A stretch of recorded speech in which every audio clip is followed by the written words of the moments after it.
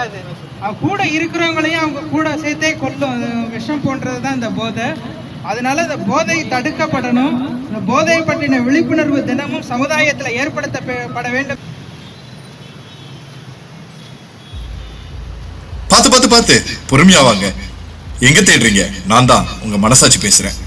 தப்பே பண்ணாம தண்டனை அனுபவிச்சிருக்கீங்க, அப்புறம் உங்க குடும்பம் மட்டும் ஏன் சார் தண்டனை அனுபவிக்கணும்?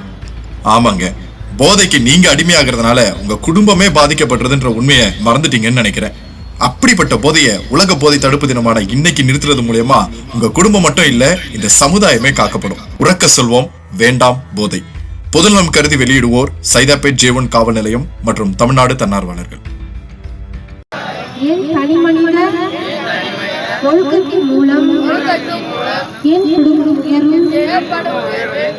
குடும்பத்தின் உயர்வு மூலம் என் சமுதாய உயர்வு